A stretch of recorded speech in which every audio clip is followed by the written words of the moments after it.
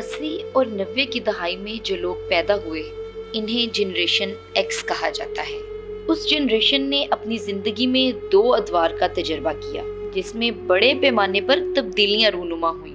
جب انہوں نے دنیا میں آنکھ کھولی تو یہ ریڈیو، ٹیلی فون، ٹیلی ویژن اور کمپیوٹر کا ابتدائی دور تھا جن کی سہولیات بہت کم لوگوں کو میسر تھی۔ اس دور میں لوگ رات کو لالٹین اور موم بتی جلا کر رات کو روشنی کا انتظام کیا کرتے تھے۔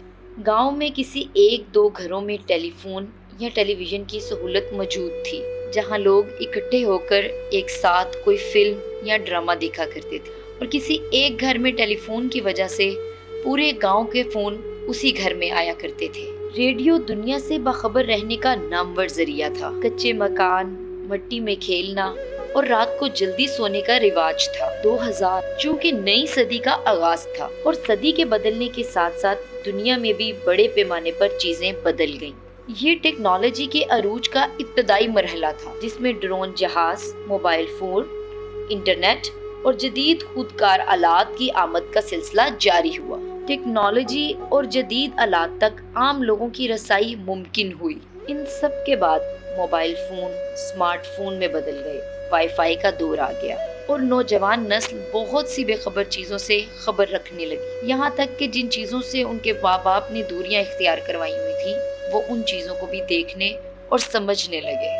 روبوٹکس اور آرٹیفیشل انٹیلیجنس نے دنیا کو بدل کر رکھ دیا۔ جنریشن ایکس نے ان سب تبدیلیوں کو اپنی زندگی کے مختلف مراحل سے گزرتے ہوئے دیکھا۔ دنیا پچھلے 300 سالوں میں اتنی تیزی کے ساتھ نہیں بدلی جتنی ان 30 اور 40 سالوں میں بدل چکی ہے۔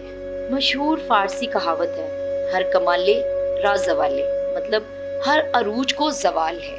جس رفتار سے یہ ٹیکنالوجی اور سائنس میں دنیا ترقی کر رہی ہے، شاید یہ اپنے ترقی اور اونچائی کی آخری حد تک پہنچ چکی ہے۔